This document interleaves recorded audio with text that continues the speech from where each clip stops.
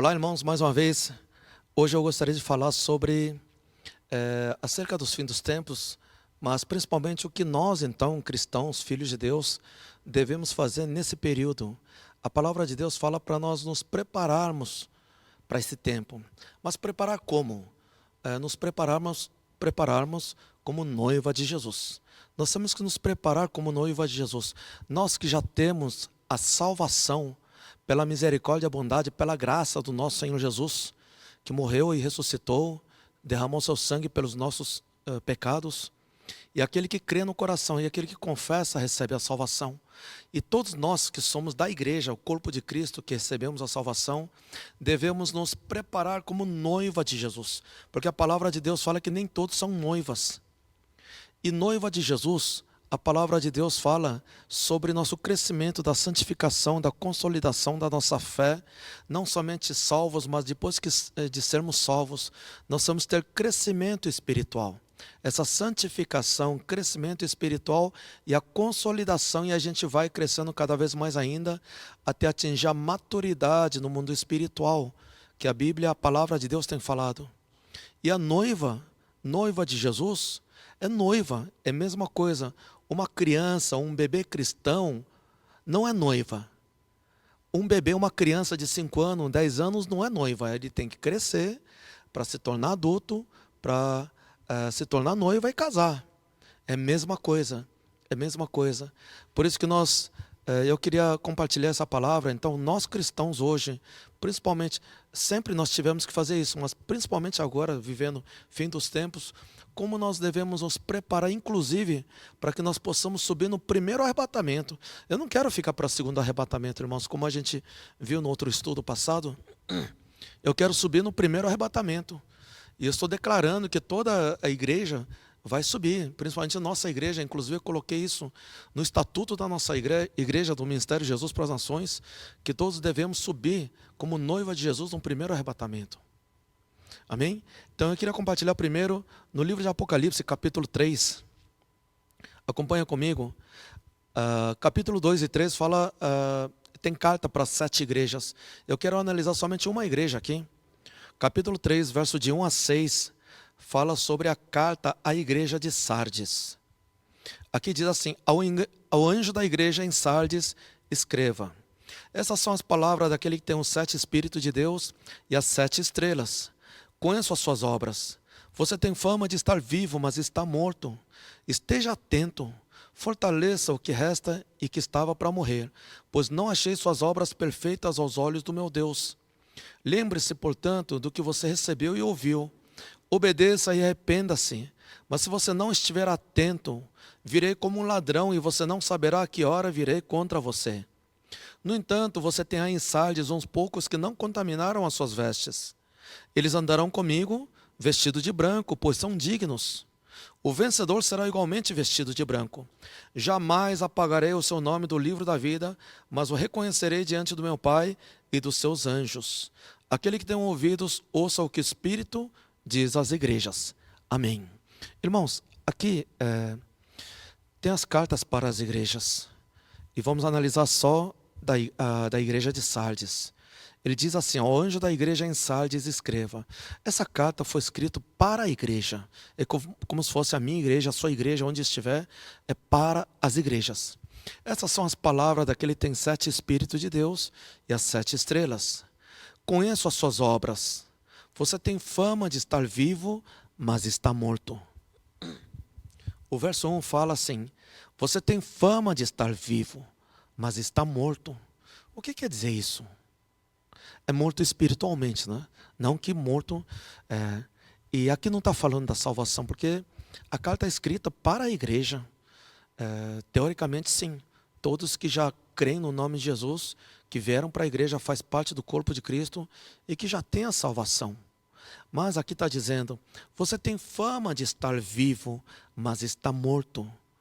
É morto espiritualmente. Então vamos ver por que o nosso Senhor Jesus falou para essa igreja que está morto espiritualmente. Verso 2: esteja atento, fortaleça o que resta e que estava para morrer, pois não achei suas obras perfeitas aos olhos do meu Deus. Amém. Aqui o nosso Senhor, ele fala por que essa igreja de Sardes estava morta, apesar de ter nome que está vivo, porque a igreja do Senhor é uma igreja viva. Todas as igrejas são vivas, sim, sim. A força das trevas não prevalecerão contra a igreja, porque é a igreja que leva o nome de Jesus. Amém? Mas estava dizendo que estava morto. E por quê? Aqui está dizendo, pois não achei suas obras perfeitas aos olhos do meu Deus. Amém. Primeiro, ele está dizendo que a igreja de Sardes tinha obra sim. Não era uma igreja que não tinha obra, eles tinham obra sim. Se bem que tem muitos lugares que não tem nem obra também. Mas essa igreja tinha obra. Só que a palavra de Deus está dizendo, eu achei suas obras sim, mas nenhuma perfeitas aos olhos do meu Deus. Amém. O que quer dizer isso, irmãos? Nós temos que fazer as obras, a igreja tem que estar viva e fazendo a obra de Deus, a obra que Ele quer que nós façamos.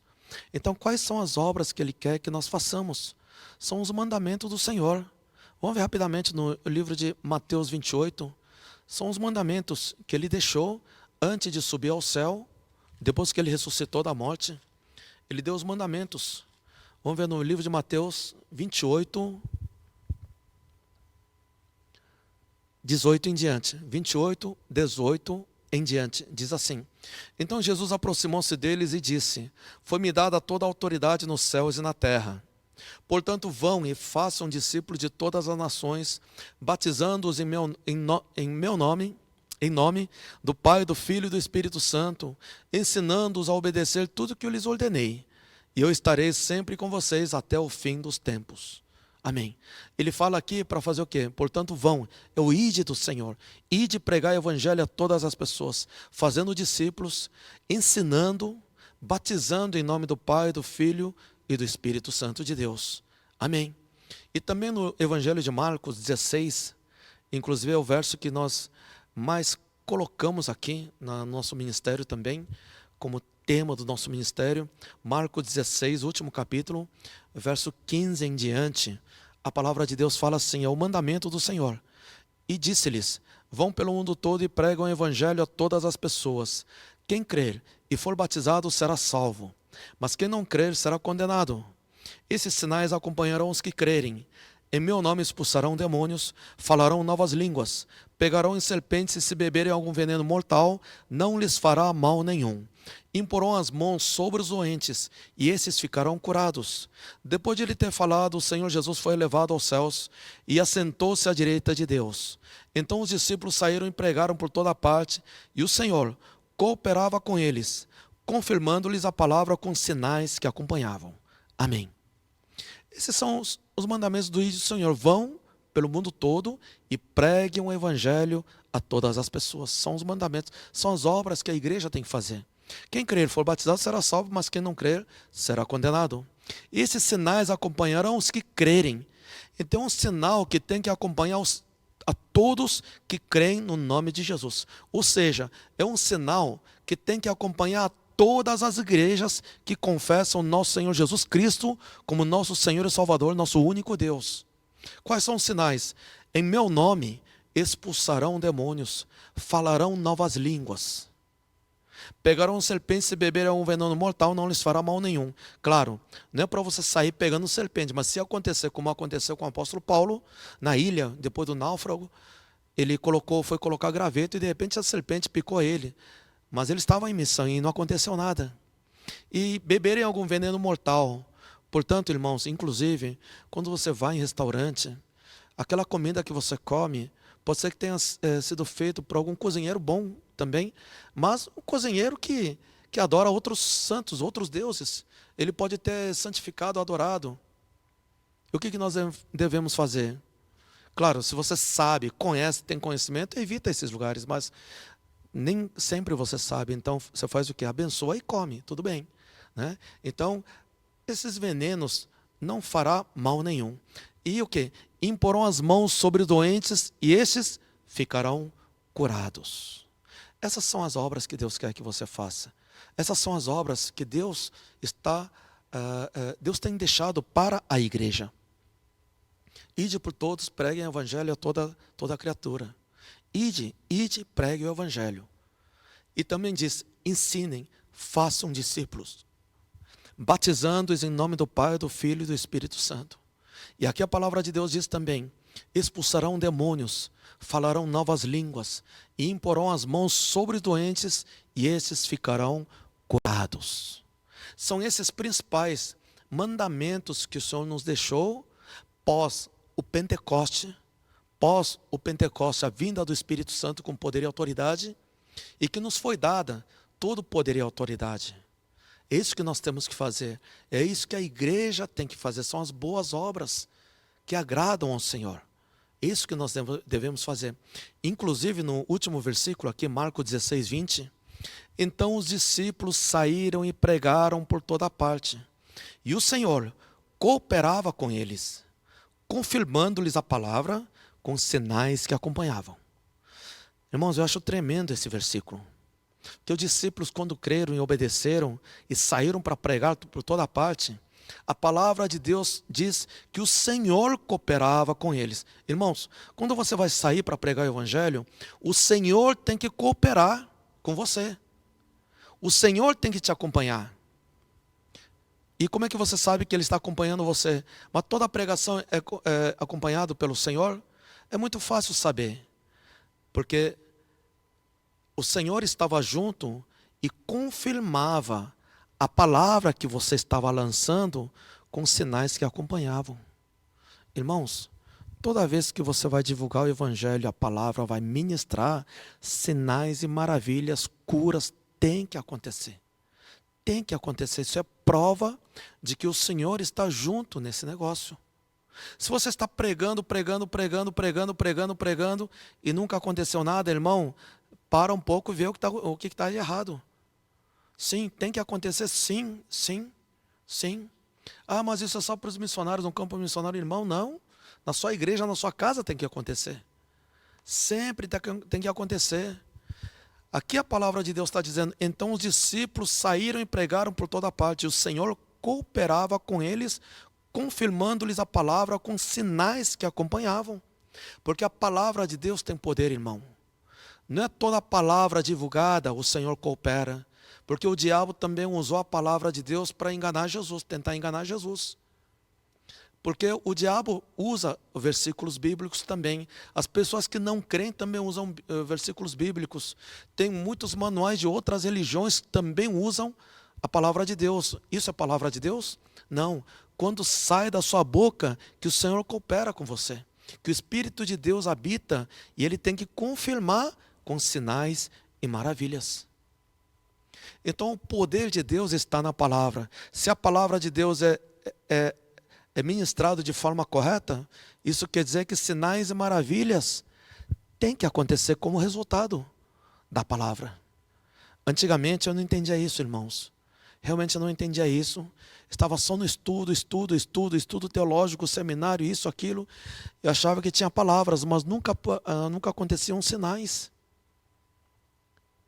Era eu falando do meu conhecimento, do meu convencimento. Irmãos, se a palavra que sai da minha boca, mesmo que seja a Bíblia, se sai do meu conhecimento, não é palavra de Deus. Tem que sair pelo meu espírito, que é a palavra viva e eficaz. Que sim, aí sim, manifesta sinais e milagres. Se eu falar, mesmo que seja a palavra bonita que sai da minha mente, sou eu falando, não é Deus falando. Nós temos que ver isso com muita atenção, irmãos. Aí quando eu entendi, sim, deixei o Espírito Santo agir na minha vida. Depois eu vou falar sobre isso. Inclusive um dos segredos de falar em línguas. Eu vou fazer um estudo só sobre isso. Tem muita polêmica sobre falar em língua. Um dos segredos é falar em línguas, sim. A partir do momento que eu comecei a falar em línguas, sinais e maravilhas aconteceram através da minha vida. Eu posso ficar aqui dia todo, mês inteiro, contando só testemunho em várias partes do mundo, não somente no Brasil. Cura de câncer, cego, surdo, paralítico sendo curado. Sinais e maravilhas tem que acompanhar para confirmar que o que você está dizendo é palavra de Deus e não a sua palavra. Amém? Mas sobre falar em línguas, no próximo estudo a gente vai estar vendo isso. Mas hoje, essa é a obra que Deus quer que você faça, que a igreja temos que fazer. Nós como igreja temos que fazer. Vamos voltar, senão vai estender muito aqui, Apocalipse 3. Apocalipse 3, verso 2. Esteja atento, fortaleça o que resta e que estava para morrer, pois não achei suas obras perfeitas aos olhos do meu Deus. Irmãos, é hora de nós revermos o que nós estamos fazendo. Qual é o tipo de obra que nós estamos fazendo? Nós temos que fazer obras que são perfeitas aos olhos do meu Deus. Nós somos pecadores, sim, nós somos limitados, mas Deus que habita em nós, não. Deus que habita em nós, Ele capacita, se nós fizermos conforme a vontade dEle, para que faça a obra dEle. 3. Lembrem-se, portanto, do que você recebeu e ouviu, e obedeça, e arrependa-se. Mas, se você não estiver atento, virei como um ladrão, e você não saberá a que hora virei contra você. Amém. Os irmãos estão entendendo aqui? Lembra da aula passada? Eu falei sobre ladrão. Se você não se arrepender e obedecer, está falando para a igreja de Sardes, se você continuar assim com a fé morta, eu virei como ladrão e você não vai saber que eu vim. O que quer dizer isso, irmão? Que não vai subir no primeiro arrebatamento. Está muito claro aqui o que nós vemos. O primeiro arrebatamento, o segundo arrebatamento, vai vir como ladrão e o segundo, todos vão subir na sétima trombeta. E aqui está dizendo, lembre-se, portanto, do que você recebeu e ouviu, e obedeça e arrependa-se. Mas se você não estiver atento, irmãos, nós temos que ficar atentos. Aqui está dizendo, se você não estiver atento, virei como ladrão e você não saberá a que hora virei contra você. Vai ser surpreendido como ladrão à noite. Aqui está dizendo, olha, esteja atento. Amém? Os irmãos estão entendendo, né? 4. No entanto, você tem aí em Sardes uns poucos que não contaminaram as suas vestes. Eles andarão comigo vestidos de branco, pois são dignos. O vencedor será igualmente vestido de branco. Jamais apagarei o seu nome do livro da vida, mas o reconhecerei diante do Pai, do meu Pai e dos seus anjos. Aquele que tem ouvidos, ouça o que o Espírito diz às igrejas. Amém. Mas essa igreja que o Senhor repreendeu, essa igreja de Sardes, porque as obras não eram perfeitas, mas está dizendo, mas no entanto, como a fé é individual, irmãos, aqui está dizendo, no entanto, em Sardes, você tem aí uns poucos que não contaminaram suas vestes. Eles andarão comigo vestidos de branco e são dignos.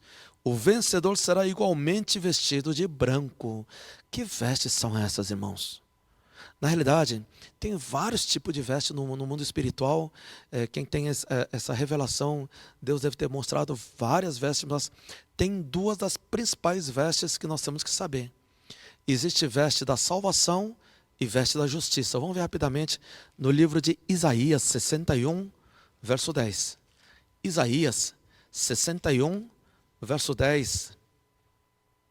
Diz assim: é grande meu prazer no Senhor, regozija-se a minha alma em meu Deus, pois ele me vestiu com as vestes da salvação e sobre mim pôs o manto da justiça, qual noivo que adorna a cabeça como um sacerdote, qual a noiva que se enfeita com joias. Amém. Aqui aparece veste da salvação e o manto da justiça. Veste da salvação é quando a pessoa crê no nome de Jesus e confessa o nome de Jesus, vem veste da salvação. Então, se você crê no nome de Jesus e já confessou, com a boca confessa para a salvação, né? No livro de Romanos 10:10. Então, se você já confessou, então você tem veste da salvação, sim. Deus envia teus anjos e coloca a veste da salvação. Vem 2 anjos e coloca a veste da salvação. Inclusive, no momento da confissão, anjo vem e coloca. Inclusive, primeiro vem um anjo com a espada, um anjo grande com espada, guerreiro. Ele corta as correntes que estava te amarrando. Porque quem ainda não era salvo, ele está amarrado pelas correntes da maldição do diabo. Então ele vem, corta as correntes e te liberta de toda a condenação. Aí sim, outros 2 anjos vêm e colocam a veste branca em você. Aí o outro anjo do lado está escrevendo o seu nome no livro da vida. Aí sim uma mão aparece, que é a mão de Jesus, aparece e troca o seu coração, ele troca. Porque antes você não tinha a luz da glória de Deus, mas depois ele coloca o coração novo, coloca um coração novo, e a luz da glória começa a resplandecer dentro de você. Claro que isso é uma revelação, mas tem tudo a ver com a palavra de Deus. E lá no céu começa a tocar o sino, comemorando uma vida que é salva, que é mais importante que todo o universo. Tudo isso acontece no momento da confissão. E você tem veste da salvação. Mas aqui também está falando o manto da justiça. O que são esse manto da justiça, que é o noiva que coloca? Vamos ver no Apocalipse 19, eu vou ler 7 e 8. Apocalipse 19, 7 e 8. Diz assim: regozijemo-nos, vamos alegrar-nos e dar-lhe glória, pois chegou a hora do casamento do Cordeiro, e a sua noiva já se aprontou para vestir-se. Foi-lhe dado linho fino, brilhante e puro. O linho fino são os atos justos dos santos. Amém. Aqui está dizendo que a veste de noiva são atos de justiça dos santos. Então, além da veste da salvação, quando você pratica atos de justiça, ou seja, justiça é obediência à palavra de Deus. No livro de Romanos 2,13 diz que os justos não são aqueles que conhecem a palavra, os justos são aqueles que obedecem o mandamento do Senhor. Então, quando nós obedecemos o mandamento do Senhor, então é ato de justiça. E a gente recebe também, além da veste da salvação, recebe vestes brancas, de noiva de Jesus. Sabe por que isso é importante, irmãos? Lá no reino de Deus, depois eu vou falar sobre o reino de Deus também, num outro estudo só sobre isso. Existe o primeiro céu, o segundo céu e o terceiro céu. O primeiro céu é o paraíso. O segundo e terceiro é a cidade santa, dentro e fora da cidade santa. E a palavra de Deus fala no capítulo 21 e 22 do Apocalipse, sobre a cidade santa, que é o terceiro céu. O apóstolo Paulo fala isso na 2 Coríntios 12, que ele subiu até o terceiro céu e viu coisas indizíveis. Então, ali no terceiro céu, inclusive, eu vou ler rápido aqui, capítulo 22, verso 14 de Apocalipse. Apocalipse, o último capítulo da Bíblia. Apocalipse 22, 14. Diz assim: felizes os que lavam as suas vestes, assim têm direito à árvore da vida e podem entrar na cidade pelas portas. Amém. Aqui está falando portas da cidade santa. Felizes os que lavam, bem-aventurados os que lavam as suas vestes, assim têm direito à árvore da vida e podem entrar na cidade pelas portas. Aí depois fala o 15, fora ficam os cães, os que praticam feitiçaria, os que cometem imoralidades sexuais, os assassinos, idólatras e todos que amam e praticam mentira. Isso a gente vai ver num outro estudo, senão o estudo vai ficar muito extenso aqui. Eu vou falar só sobre essa veste de noiva. Feliz aqueles que lavam as suas vestes. Irmãos, veste de noiva você recebe após o batismo do Espírito Santo. E você tem que lavar as vestes. Você tem que manter a veste limpa para entrar na cidade santa. Isso acontece quando você mantém o seu caráter na obediência e você confessa os pecados e libera perdão. Liberar perdão ao próximo, amai-vos uns aos outros e perdoai-vos uns aos outros é mandamento de Deus. Quando nós perdoamos o próximo, nossas vestes são lavadas. Inclusive tem um segredo, irmãos, isso a palavra de Deus fala indiretamente. Depois disso tem as vestes lavadas. Quando é lavada, tem gente que está com veste, infelizmente muitos ainda não têm essa veste de justiça. Poucas pessoas têm, porque não mantém. A pessoa tem muitas vezes, mas perde a veste, porque suja e rasga as vestes. Por isso que a palavra de Deus fala para nós lavarmos as vestes, é muito importante isso. Lavar as vestes é manter na justiça, na santidade do Senhor. Uma vida diferenciada, uma vida de santidade. Uma vida na justiça, que é de obediência da palavra de Deus.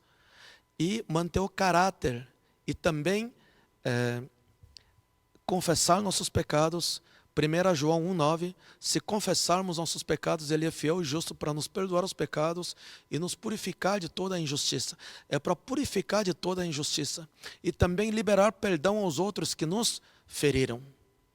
Então, quando fazemos isso, lavamos as vestes, porque mesmo quem tem veste, se tem raiva do outro, começa a xingar, começa a mentir, começa a ter inveja, não manter o caráter, não libera perdão. Não vou liberar perdão, sabe?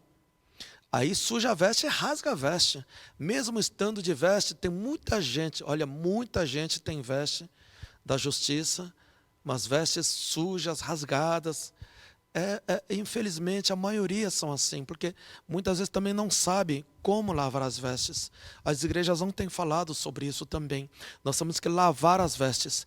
No verso 14 fala muito claro isso: bem-aventurados que lavam as suas vestes. Aí sim tem direito à árvore da vida e podem entrar na cidade pelas portas. É a cidade santa, é o terceiro céu. Você quer entrar no terceiro céu como vencedor? Você tem que lavar as vestes e manter a veste limpa. Sim, isso é santidade do Senhor. Nós temos que manter vestes limpas. Aí sim chega uma hora que vestes se tornam azuis. Isso indiretamente é um mistério de Deus que Deus fala, mas Ele revela também. Numa hora a gente vai falar mais especificamente sobre isso, tá? Mas hoje, essas vestes que nós temos que manter limpas. Então nós temos que ter crescimento espiritual. Nós não podemos continuar como um bebê cristão. Tem muita gente que está na igreja já há vários anos, 10 anos, 20 anos, e continua como um bebê cristão. Nem veste branca tem. Só tem veste da salvação, irmão. Aí continua como um bebê cristão. Não, não pode. Então eu queria ver, inclusive eu quero mostrar aqui, no esquema aqui, para a gente entender melhor. No mundo nós temos vários tipos de pessoas. E deixa eu perguntar, todas as pessoas são filhos de Deus neste mundo? Não, claro que não. Todos são criaturas de Deus, né?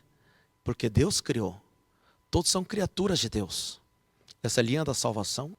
A partir do momento que nós cremos no Senhor Jesus, Romanos 10, 9 e 10 diz, se você crê em Jesus Cristo, que ressuscitou dos mortos, se você crê no coração e confessa com a boca, confessa para a salvação. A partir do momento que você confessa o nome de Jesus, você se torna filho de Deus. Você se torna filho de Deus. No livro de João 1,12, ele fala, mas a todo quanto creram, deu-lhes o poder de serem feitos filhos de Deus. Aqueles que creram, se tornou filho de Deus. Já não é mais simples criatura, mas você agora é filho de Deus que tem a salvação. Mas tem gente que continua vivendo como filho bebê. Um bebê cristão. Vamos ver rapidamente no livro de Hebreus, capítulo 5, verso 13. Eu vou ler 13 e 14 aqui. Aqui fala assim, quem se alimenta de leite ainda é criança e não tem experiência no ensino da justiça. Mas o alimento sólido é para os adultos, os quais, pelo exercício constante, tornaram-se aptos para discernir tanto o bem quanto o mal. Aí continua no 6, verso 1, continua, portanto, deixemos os ensinos elementares a respeito de Cristo e avancemos para a maturidade, sem lançar novamente o fundamento do arrependimento, de atos que conduzem à morte, da fé em Deus, da instrução a respeito de batismo, da imposição de mãos, da ressurreição dos mortos e do juízo eterno. Os irmãos estão entendendo isso? Quem se alimenta de leite ainda é criança, é um bebê cristão. Mas o alimento sólido é para os adultos que, pelo exercício constante, tornaram-se aptos para discernir tanto o bem ou o mal. Então aqui está dizendo o quê? Quem é criança ainda? No capítulo 6 aqui, fala que nós temos que chegar à maturidade e não ficar toda hora se arrependendo aqui, olha. Se lança novamente o fundamento do arrependimento, de atos que conduzem à morte, fala da fé de Deus, do batismo, imposição de mãos, ressurreição dos mortos. Essas coisas são ensinos elementares básicos. Se você ainda permanece nisso, toda hora peca, se arrepende, é um bebê cristão que nunca experimentou o exercício constante, nunca experimentou a experiência no ensino da justiça, né? Então, tem muitos que vivem ainda como um bebê cristão. Todos passam por essa fase. Mas o que fazer então? Quando nós renascemos em Cristo Jesus, uma nova criatura nós precisamos de ajuda. Aqui não é um bebê. Bebê sozinho, ele não consegue crescer. Ele precisa de alguém que alimenta, que ajuda ele. No mundo espiritual é a mesma coisa, irmãos. Você não vai conseguir crescer sozinho. Impossível. É claro que tem pastores, irmãos na igreja, a liderança que ajuda você também. Mas a principal ajuda, o que é? É o Espírito Santo. o que a palavra de Deus diz em Atos 1:8? No dia do Pentecoste aconteceu esse principal acontecimento a partir do Pentecoste. Atos 1:8, recebereis o poder quando descer sobre vós o Espírito Santo, serão minhas testemunhas, tanto em Jerusalém, Judeia, Samaria, até os confins da terra. Isso quer dizer o quê? Do alto você vai receber poder. Você vai receber o poder. Aí serão minhas testemunhas. Você vai viver uma vida de testemunho. A partir desse momento, você já não é mais bebê. Você é um soldado de Cristo. Você é um soldado. Você já cresceu. Você está vivendo uma vida de testemunho. É um soldado de Cristo. A partir do batismo do Espírito Santo. Por isso que eu falo, irmãos, o grande diferencial, o divisor de águas em nossas vidas, no crescimento espiritual, acontece a partir do batismo do Espírito Santo. Irmãos, isso é muito importante. É muito importante. Tanto que nosso Senhor Jesus, quando Ele ressuscitou da morte, antes de subir, disse aos seus discípulos: fique aqui em Jerusalém, até que do alto revista do poder que vem do alto, porque vai vir o Espírito Santo sobre vocês. Inclusive foi divisor de águas na vida de todos os discípulos. Os discípulos de Jesus mesmo que tenha ficado durante mais de 3 anos com Jesus. O que aconteceu quando Jesus foi preso? Todos abandonaram. Todos abandonaram Jesus. O Judas, ele vendeu Jesus. Ele traiu, vendeu Jesus. O Pedro, que era o mais velho da turma, e ele era mais corajoso, inclusive. O que aconteceu? Quando veio a grande tribulação para eles, naquela época Jesus foi preso, ele negou Jesus. Negou 3 vezes Jesus. Não foi nem uma vez, nem 2 vezes. Ele negou 3 vezes. Olha, para você negar o seu mestre, o negócio é difícil, é difícil. Mas tudo isso aconteceu. Eles eram medrosos. A fé não era fundamentada, não era consolidada, mesmo que estivesse durante mais de 3 anos com Jesus. Irmão, se você ainda não está com a sua fé consolidada, fundamentada, então você tem que ver, talvez você não tenha sido batizado no Espírito Santo ainda. E depois do Pentecoste, através do batismo do Espírito Santo, aí sim, houve uma mudança muito grande na vida deles. O Pedro, ele teve a coragem, quando ele foi pregar para a multidão de 3.000 pessoas, eles aceitaram Jesus, mas é 3.000 só homens adultos. Imagina mulheres e crianças, é uma multidão. Todos eles aceitaram Jesus. Houve uma transformação na vida deles, houve um divisor de água na vida deles, a partir do batismo do Espírito Santo. Por isso que nós temos que ser muito explícitos e nós temos que insistir nisso. Eu confesso que antigamente eu não sabia nem o que era isso, quando eu fazia teologia também, não sabia nem o que era batismo do Espírito Santo, eu nunca tinha ouvido falar disso, mas a palavra de Deus fala no Atos 1:5, ele fala: pois João batizou com água, mas dentro de poucos dias vocês serão batizados com o Espírito Santo. Glória a Deus. A partir desse momento, irmãos, minha vida também transformou por completo, totalmente da água para o vinho, irmãos. É o batismo do Espírito Santo. Antes eu tinha salvação sim também, mas o batismo do Espírito Santo foi um divisor de água na minha vida, para o crescimento espiritual. Então nós temos que ser batizados no Espírito Santo, voltando aqui, viver uma vida de testemunho. Amém? Você vai continuar testemunhando e vai acabar gerando o quê? Frutos ao Senhor. Frutos. Você vai testemunhar e vai gerar frutos ao Senhor. Então vamos ver no livro de João 15:8. Se você continuar vivendo uma vida de testemunho, você vai gerar frutos. E aqui a palavra de Deus diz assim, João 15:8. Meu Pai é glorificado pelo fato de vocês darem muito fruto, e assim serão meus discípulos. Amém, glória a Deus. Aqui você já é discípulo de Jesus. Você já não é um bebê cristão. Você não é só filho. Você não é mais somente um soldado, mas você já é discípulo, porque você está gerando frutos. Então aqueles que geram frutos ao Senhor vive uma vida de discípulo de Jesus. Aqui tem muito mistério, irmãos. Por isso que aqui fala, meu Pai é glorificado. Glorificar a Deus tem várias formas, mas a principal forma de você glorificar a Deus é você gerar frutos ao Senhor. Infelizmente, a gente vê muita gente na igreja, não é criticar essas pessoas, não, é para a gente analisar. Tem gente que gosta de adorar, é muito bom, a adoração é uma das principais formas de nós glorificarmos e adorar o Senhor. Mas não quer obedecer, não quer ler, não quer ficar orando, não quer obedecer o mandamento, não quer evangelizar, só quer louvar, louvar, louvar. Sim, louvar é uma adoração, sim. Mas glorificar é você sair e gerar frutos ao Senhor. Aí sim, você trazer o fruto para a igreja e louvar junto com Ele.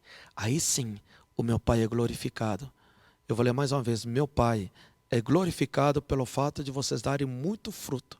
E assim serão meus discípulos. Amém? Então tem gente que vive já uma vida de discípulo.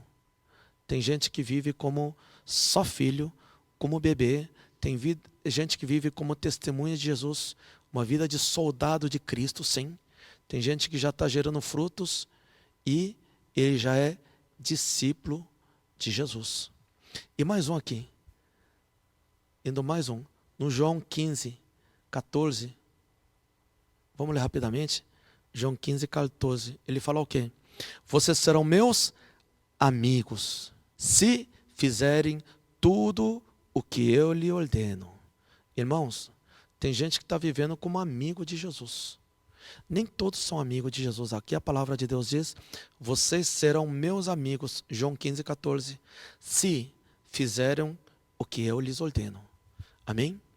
Inclusive no Velho Testamento, quem foi chamado único, chamado amigo de Jesus?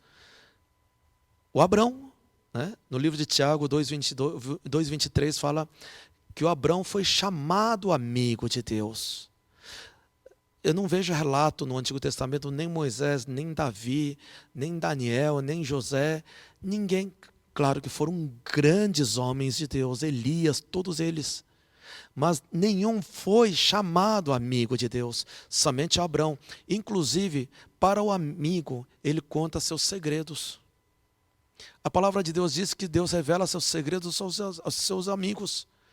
Quando Deus decidiu acabar com Sodoma e Gomorra, ninguém sabia, somente quem sabia? O Abrão. Por quê? O amigo dele contou. Amigo Jesus. Jesus chamou seu amigo Abrão e disse assim, meu amigo, eu estou querendo acabar com Sodoma e Gomorra, o que você acha? Eles tiveram um diálogo. A palavra de Deus diz que eles tiveram um diálogo. Ele contou segredo das coisas antes de acontecer, antes de todos saberem, antes de serem pegos de surpresa. Ele revelou seus segredos aos seus amigos. Não é só para filhos, não é para todos, é somente para os amigos. Então aqui, nesse gráfico, aqui, nós temos que entender. A linha da salvação é aqui, irmãos. A partir do momento que você crê no nome de Jesus, você passa a ter uma vida eterna, salvação, seu nome é escrito no livro da vida. A questão é, você está vivendo somente o Filho e não está fazendo muita coisa, às vezes vai na igreja de vez em quando, inclusive, irmãos, não deixemos de reunir-nos como igreja. Isso que está acontecendo, isso não é de Deus também, temos que reunir sim. E não é somente como um bebê que não tem experiência no ensino da justiça. Irmãos, nós temos que ler, obedecer ao mandamento de Deus. E não é viver somente testemunhas como soldado de Cristo. Sim, temos que viver sim, para gerar frutos, para se tornar discípulo de Jesus. Ou você está fazendo tudo que Deus está mandando fazer, se tornou amigo de Deus. Isso é intimidade. Intimidade. Irmãos, nós temos que ter intimidade. Aquele que tem intimidade, ouve a voz de Deus. O tempo todo, Deus fala o tempo todo com você. Irmãos, você tem diálogo com Deus? Essa intimidade, Deus fala com você. Amém? Então, noiva de Jesus, claro que a Bíblia não fala especificamente aqui, mas o que a gente tem visto, as pessoas vestidas de branco, é a partir do batismo do Espírito Santo. Porque eu vejo pessoas, claro, isso é pela revelação de Deus, então Vocês podem acreditar ou não tem problema, mas a gente tem visto as pessoas, mesmo que sejam pastores mesmo, eu não estou nem fazendo um julgamento, nem crítica, não é nada, estou analisando pela revelação, pela palavra de Deus. Independente do título, irmãos, a pessoa que não é batizado no Espírito Santo. E outra, qual é o sinal, a prova de que foi batizado no Espírito Santo? Ele é exteriorizado através de falar em línguas. Claro, não tem nada a ver com salvação. Isso é tudo isso é para os que estão salvos. Então, aqueles que não oram em língua, ou seja, não foi batizado no Espírito Santo, inclusive não é só batizado, tem que praticar orar em língua. Isso a gente vai falar no outro estudo sobre a importância de falar em línguas. Amém? Então, o que acontece? A pessoa que não é batizado no Espírito Santo, ele até recebe veste branca da justiça, só que não consegue manter. E uma das coisas, um dos segredos que mantém as vestes brancas é orar em línguas. Tem que praticar orar em línguas. Eu vejo cada vez menos pessoas praticando orando em línguas. Muitos oram em línguas, sim, já foram batizados no Espírito Santo, mas tem veste suja, veste rasgada. Não consegue manter veste branca. Então tem que manter veste branca. Então, a partir deste momento, então, a pessoa que não foi batizado no Espírito Santo, sim, tem uma fé boa, sim, tem salvação, sim, claro, glória a Deus, o Espírito Santo habita nele, sim, mas que não pratica isso, não mantém no mundo espiritual, não consegue manter veste branca. É o que a gente tem visto, por revelação, não só eu, várias pessoas no mundo todo. Eu tenho conversado com pessoas, não só aqui no Brasil, no México, nos Estados Unidos, Canadá, no Japão, na Coreia, na África, é a mesma coisa. A revelação é exatamente igual. A pessoa que não é batizada no Espírito Santo não consegue manter vestes brancas. Irmãos, tem que ser batizado no Espírito Santo, é divisor de água para o crescimento e consolidação da nossa fé em Cristo Jesus. Mais uma vez, não tem nada a ver com salvação. Isso é para preparar como noiva de Jesus. E a partir daí sim, nós temos que manter. Tem que cuidar do caráter, por quê?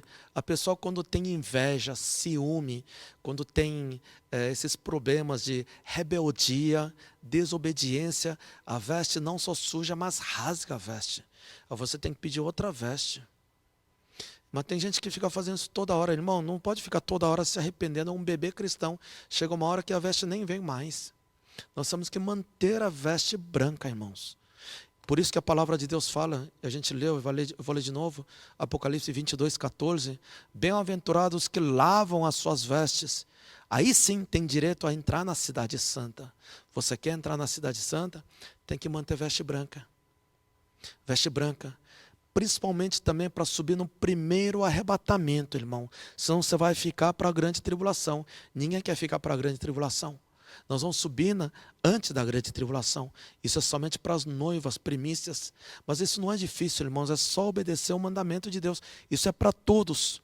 Já declare isso na sua vida, na sua família, no seu ministério. Isso é muito importante. Importante se manter como noiva de Jesus, em obediência à palavra de Deus, para não sujar as vestes. Amém? Senão, claro, salvação tem, mas será que vai conseguir subir no primeiro arrebatamento? Será que vai conseguir entrar na cidade santa? Sobre cidade santa, essas coisas a gente vai ver num outro estudo, senão a gente vai estender muito, vai ficar muito extenso. Eu vou falar especificamente sobre a cidade santa também, numa próxima oportunidade, amém? Então hoje eu falei sobre noiva de Jesus. Como se tornar noiva de Jesus. Você que é filho, é bebê cristão, mas pode se tornar testemunho de Jesus, soldado, através do batismo do Espírito Santo. Aí você vai testemunhando, vai gerar frutos, você se torna discípulo. E se você fizer tudo que Deus manda fazer, você se torna amigo de Deus. Tem muita gente já vivendo como amigo de Deus aqui na terra. E as vestes vão subindo também, a veste fica branca, fica lavada, alvejado, branco, depois se torna em vestes azuis. Isso indiretamente fala na palavra de Deus, mas por revelação Deus revela também, não só tem vestes azuis, tem vestes de prata, tem vestes de ouro, Deus revela tudo isso. Existem vários degraus que você pode subir muito mais ainda para se tornar como amigo de Deus. Aí sim são os vencedores. Por isso que a palavra de Deus fala na carta às igrejas, 7 igrejas do Apocalipse, lá no finalzinho ele sempre fala os vencedores, mas aos vencedores, vencedores, ele fala, porque existe o galardão separado para somente os vencedores. Por isso que no Antigo Testamento também, no Hebreus capítulo 11, nossos mártires, nossos heróis da fé, eles falaram que por causa da ressurreição superior, eles se recusaram a ser soltos. Então existe, irmãos, a salvação de vencedores no reino de Deus. Mas principalmente nesse fim dos tempos, nós temos que nos manter como vencedores para resistir tudo isso. Resistir o tempo mau que nós estamos vivendo e talvez venha tempos piores ainda. Nós temos que saber resistir estando firmes na fé. Amém? Hoje eu falei sobre veste da salvação, como se tornar noiva de Jesus.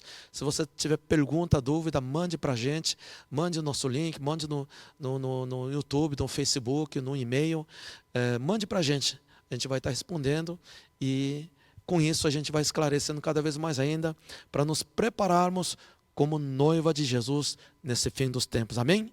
Deus abençoe a todos, até o próximo nosso encontro. Amém.